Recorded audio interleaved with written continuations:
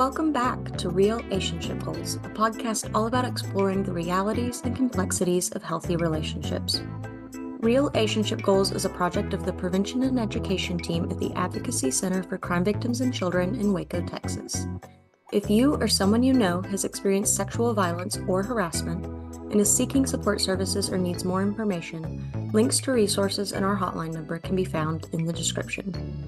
The views expressed in this podcast are those of the hosts and guests and do not necessarily reflect those of their organizations or affiliates.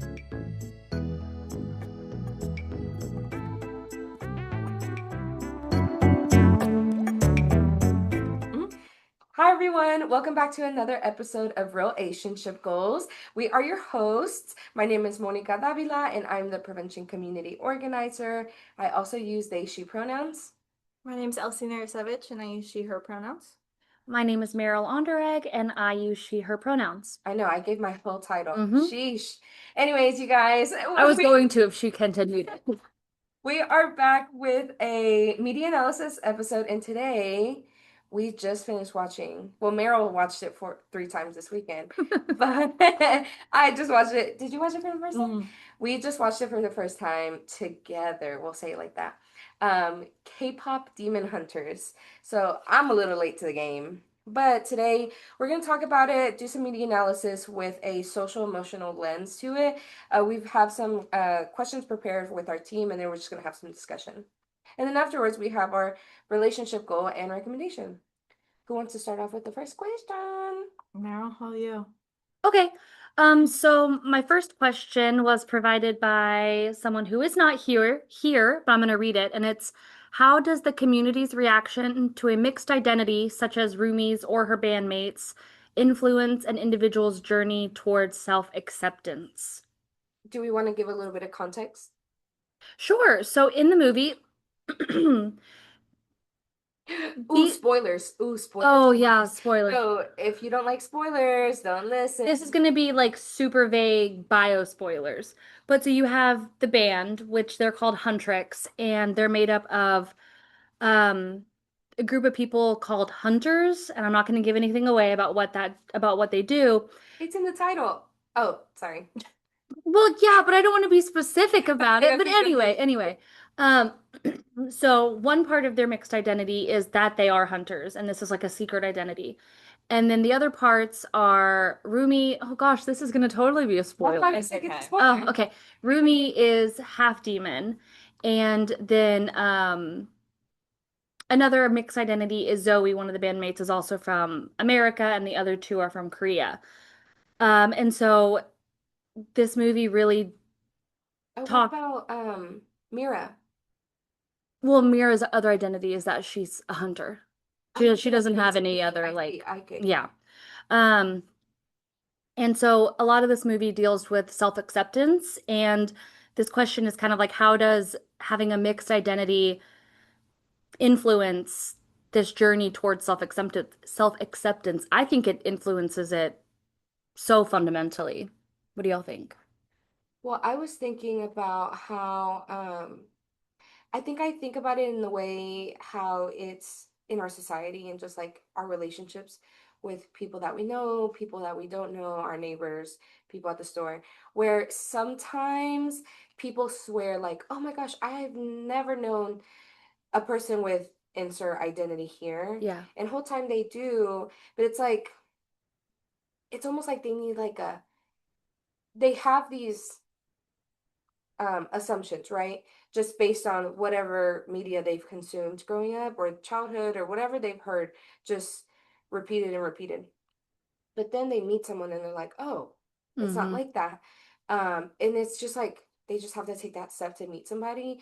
And it was making me think like, again, a spoiler, but when I wonder how Rumi felt hearing her best friends literally be like, we hate hunters. And no, demons, excuse me, demons. And she's half demon. Yeah. She's been hiding it. But then when they find out, again, another spoiler, when they find out that she's a demon, they're nervous and they're like, oh, we gotta kill you. Yeah. But then later on, damn, this is like me telling the whole movie. But We have to remember we are analyzing it. We Right, can't, right, right. we literally can't do that without spoilers. Well, I was gonna say, but then like towards the end, I feel like yes, she's part demon, but they've built this whole connection, and when it comes towards the end, when she's singing to combat what they're battling against, they still come to her Mhm. and still help her. So I feel like self-acceptance happens in community, Yeah. and I get it. Like sometimes that's where also the shame and embarrassment comes to, Mhm. which I know that'll lead into one of our other questions, but that's kind of what it was making me think about. Is like I feel like she didn't accept herself because she wasn't hearing acceptance from her loved ones. Well, even with Ginu, like Yeah. both of them had such breakthroughs with regards to their feelings towards themselves in relationship with each other. Like it was through that relationship that they were able to figure out how to internally accept themselves for who they are. Yeah. And not even who they are, but also maybe even the bad things that they've done. Can I read it? Yeah, of course. Well, like, Well, I process. yeah. Because I think the like main part on this was the community's reaction that stuck with me, but like for Rumi specifically, like the community didn't know because nobody else can see the patterns. And I think that Mhm. that was really a hard thing for me throughout the entire movie. Like I kept asking Meryl, like, wait, can everyone see this or is it just me? Mhm. And like even with the Ho Homoon Honeymoon. Hanmoon, Nobody else like could see nobody it. else could see that either. Yeah. And I thought that that was really cool too because at the end, maybe I'm just seeing things, but I thought that it was there. Like after like Rumi accepts herself and then her like bandmates are like, "Oh yes, like this is like she's still the same person." The Hunman? No. Hanmoon Hanman? Hamun. Honeymoon. I know. was it was like kind of like iridescent and like rainbow instead of like they were always told like it needs to be golden to be like complete or Yeah. whatever, but then it like transformed into something else. And so I thought that that was really cool because like I don't know, the community couldn't really see, but like her personal community Yeah, could and be I had like never this even noticed changed. that. Like I had Yeah. never picked up on the Hanmoon not being golden at the end. I also think I did not pick up because I heard you asking, like, can other people see it? But I think that also speaks to the things that we sometimes don't accept of ourselves. Like, people might not see it. It could be like Yeah. a trait that, Like pimples. Like I feel like I always like I get pimples on my chin a lot and like I'll be like, "Oh my gosh, this is just driving me insane." And then everyone's like, "I didn't see it until you pointed it out." yes, yes, it's like, oh, I couldn't even tell. Mhm. We wouldn't have known unless you said it, right? And it just makes me think, like, that's into a deeper conversation of self-acceptance. Um, and I know like her bandmates could see it because they were hunters, but nobody else was hunters. Um, okay. Let's my mind is going into like the thought of community, which I will save it for one of the next questions. Okay. Okay. Okay. So my question was, how does generational wisdom impact Rumi's shame? And then also if you feel like getting vulnerable, how does the general wisdom in your own community impact your guys' shame? This is such a huge question.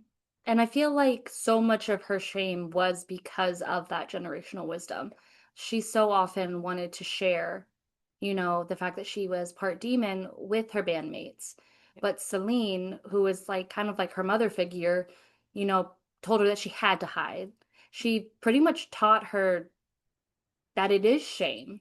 Well, and also like at the end after her and like friends like found out that she was half demon, like when she went back to Celine, Celine was still like, "It's okay, I'll just tell them this lie and like we Yes. can cover it up and fix it." She So was like you doubling don't have to down. worry about it. Yeah. She was like, I do love you. And I was like, I would not feel loved if you're literally trying to hide this whole entire part of me. Yeah, it makes me feel a lot of times how we talk about being a part of the like LGBTQ community. We're like, well, I still love you. And it's like, okay, but I want you to love all of who I am, Yeah. not just the part that you accept. Yeah. So tying it into a lot of our generational shame is like a lot of people growing up, like that's the sort of rhetoric they heard from their parents or grandparents is that, oh, okay, mom and dad will accept that you're gay, but when we go to grandma's house, you Don't have do to it. hide it. Yeah. You can't be who you are completely. And yeah, that's a lot to carry around for individuals. It is so much, especially I think being part of the queer community, like my queerness is so freeing. I'm like, dang, so you're telling me to hide this Mm-hmm. when I go to my grandma's house? Like, and whole time grandma still loves me. But again, it's that shame that maybe they're carrying and putting onto us and kind of projecting. Well, Go ahead. sorry. No? I was gonna say I have a friend and her grandparents, like, it's very much like mental health isn't real. And Mm-hmm. so she was really struggling for a really long time, and like their response was not like, it was just like, well, if you just ignore it, like it'll go away. Yep. Kind of like in Frozen 2, with the conceal don't feel. Oh, so you want us to watch another movie? No, I'm just kidding. I don't think I've seen the second one, just the first. Oh, that was Frozen 2 TOO, as in Frozen also. Oh. Oh, I thought you meant Frozen 2 too. Okay. No, and I was gonna say, I think about a time where talk, still talking about the mental health, but still kind of tapping into that vulnerability. Because at the end of the day, we're people on this podcast with our own experiences, right? I remember one time I was telling my dad, I was like, hey, like, it was like a while, and I had therapy that was so intense that I would take the day off from work. And he's like, are you off? And I said, yeah, I had therapy today. He goes, physical therapy, speech therapy? Like, what do you mean? I said, no, Dad, like my head. He goes, oh, I'll talk to you later. And I was like, but it was like his own shame because even though he was acting like that, I was like, I'm not carrying that. Which is, it's not as easy as like, oh, whatever, bye, Dad. Like, you know, like that took a lot of work. Shout out to therapy. You know what I'm saying? But it's been really, really interesting. Like, I always, and I say this all the time, like, I really feel like I was put on this earth to challenge my parents. Because, like, when I talk to them, I hear that shame come out, and I can hear them, like, not want that for me, but feel like that's the only life that is, that they've known. Mm-hmm. And so it's a little scary, you know, especially with that feeling of shame of, like, oh my gosh, if she does something different, it's gonna be bad or all these things, you know. And so I hear it so often in that. And I think another part of it is like culturally, like growing up, not my parents, like thank goodness. Like I feel I was like very, very lucky, but especially in a Hispanic household, but hearing like what a good partner is supposed to be. Mm-hmm. Like I remember the first time I met my partner's family, they were like, "You know how to make tortillas?" I was like, "No," and they were like, "How do you ever expect to get married?" I was like, "Dang, that's it? Like that's my the only qualification I need." And I was just so confused. Like that really threw me off. I was in high school, and I was like, "That's never brought up to me," because like growing up, this is making me laugh and it's embarrassing, but like if we were dating, this is the standard that my parents would do, but in a funny way. Or not even my parents, but my tias. They'd be like, you're trying to date, you don't even know how to wash your underwears yet. And I'm like, okay, that makes more sense. Like, please, if you're gonna get married, please know how to do laundry, not make tortillas. Like, I can't live without a tortilla, you know? But You I know how to make tortillas now. no. But also, did he know how to make tortillas? No. That's so, But see, and that's where the double standard, it's like, Hey, also, I think in a way that I carried it, I heard that shame, but instead of like giving in, I actually refused. yes. For the longest, I was like, I will never cook. And it wasn't until like college, I was like, dang, I'm hungry. I need to cook. There's something to say for that though, like doing, like refusing to do things just because it's expected of you. Yeah. Like it's so freeing. Yeah. You're like, actually, I'm gonna decide, like once, so Adrian and I decided that I was not going to take his name and he was going to take my name instead. And once his dad got a little pissy about it, oh, I was so much more excited about not taking his name. Yeah. Because it's like, it really does feel nice sometimes to go against that, the shame-based teachings that we have. And then like really, it really like, is. realistically, I think about, like, don't ever get me wrong. it's easier said than done, especially when you think about like family dynamics. And like I think about my folks and like hearing their shame and like them trying so hard to not want to put that on me, but it's so embedded in them. Like I think me living a life without the shame that they've carried, not to say I don't have any shame, but it just looks a little different. I feel like they can they can see almost like the light at the end of the tunnel, and they allow themselves to be like, oh my god, she's doing it, you know. That just kind of speaks to how the youth can help older generations too. Yeah. Okay, so sorry, we're just Mm. getting deep into it. Who has the next one? Oh yes, The next tell us. question, do we have enough time though? Go Okay, ahead. this is definitely a more lighthearted question, and it's a question that popped up in my head as we were watching it because I've already seen this movie probably 20 times. My daughters love it. And as we were watching it, you know, even if something's not your favorite, if you're showing it to somebody else, you still kind of feel like a slight responsibility for the content in some way. And one thing that was so glaring, like just so in your face in the movie that I picked up really strongly this time was Rumi's selfishness and how it her shame, her feelings of um wanting to compensate, you know, she had a personal stake in sealing the honmun, whereas the other two didn't. But in that personal drive and wanting to like get rid of, you know, her patterns and everything, she also just completely steamrolled the other bandmates and made decisions for them, didn't check in on them, like they were so excited about relaxing. And yeah, that was really wild. And it kind of disappointed me that in the movie that wasn't really addressed. Yeah. It was kind of just like brushed over, and the others just, you know, eventually got on board. But I just wanted to know what y'all thought about, or if y'all picked up on Rumi's selfishness throughout the movie. Yes. Like literally when they were like, oh, they get to relax. I'm like, oh, shout out, like, yay for y'all. Yeah. And then literally they sit down and you just see her press the launch button. I was like, why is she doing this? And we didn't know her. Did we know it yet? No, not yet, right? And I was just like, why did she do that? She didn't tell nobody. And like, because we don't know her personal stake of it yet, but still, I was like, regardless, that was selfish as hell. And I felt like it was, maybe I'm reaching, but it gives like kind of controlling because there's other people in this equation. Because it's not even just the bandmates, like it's production managers, it's their manager, it's so far reaching, and I just feel like it doesn't talk about it had the opportunity to address that, and it didn't. Yeah.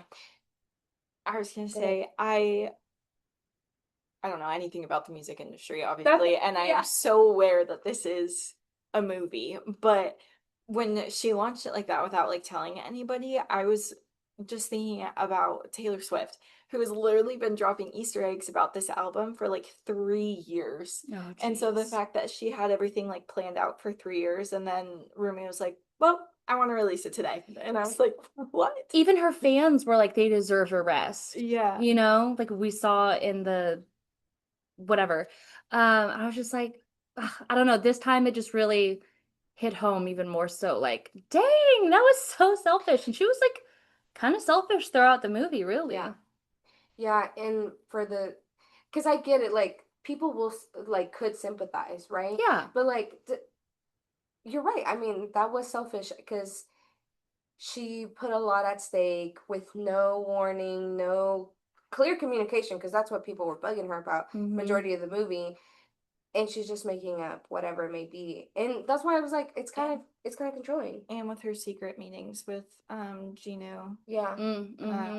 And like making plans with him while also making plans with the band, and like not communicating either of those. And straight lying. Yeah.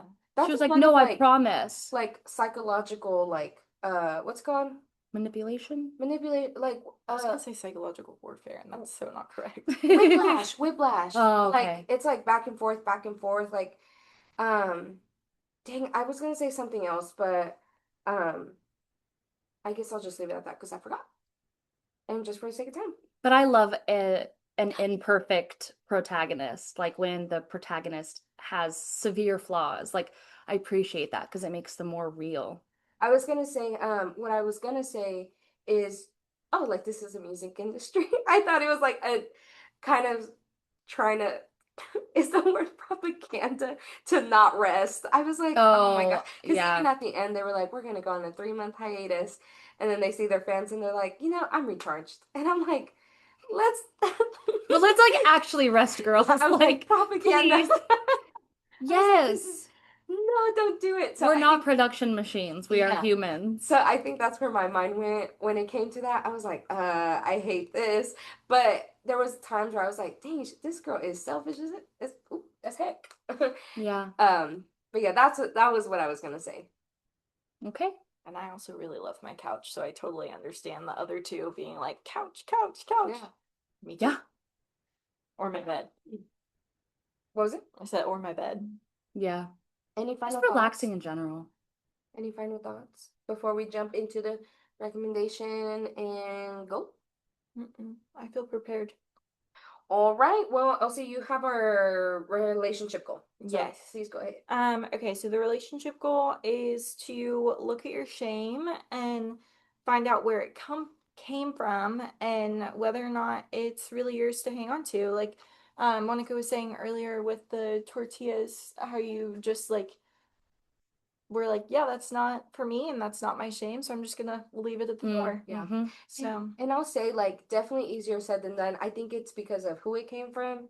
I was like, oh, well. But I'm like, dang, if my mom said that, I'm like, damn, scratching my head. I gotta pull up YouTube and learn how to make a tortilla. You know what I'm saying? So, like, it's definitely easier said than done. But doing that, I don't want to say analysis, but almost like that run through. yeah.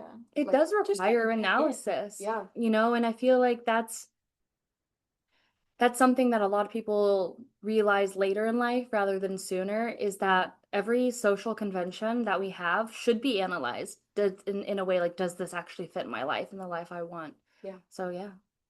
Applaud, applaud, applaud. Snap, snap, snap. I had the recommendation, and my recommendation was going to be, this movie was huge on K-pop.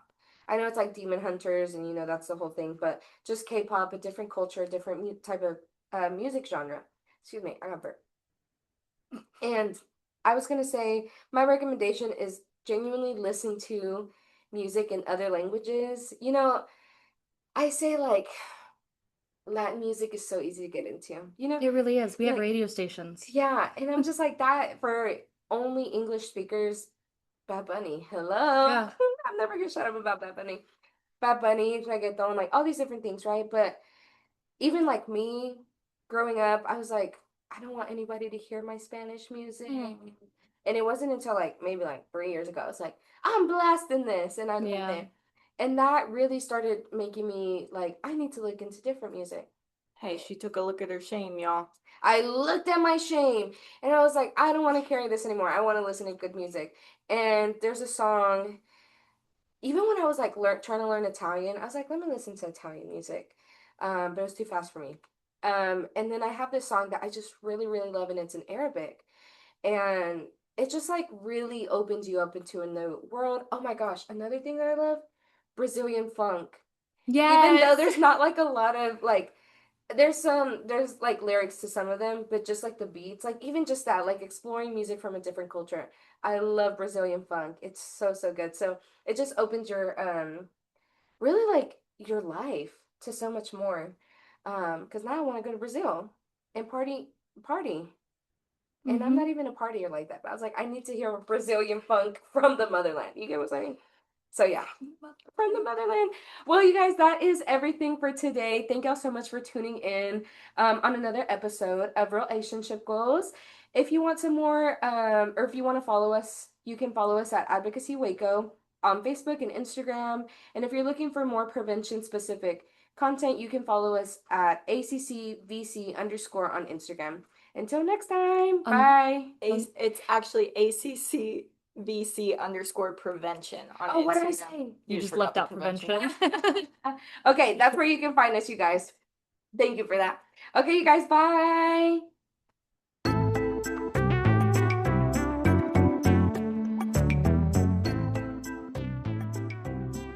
Thanks so much for tuning in to Real-ationship Goals. This episode was produced by the Prevention and Education Department of the Advocacy Center for Crime Victims and Children in Waco, Texas.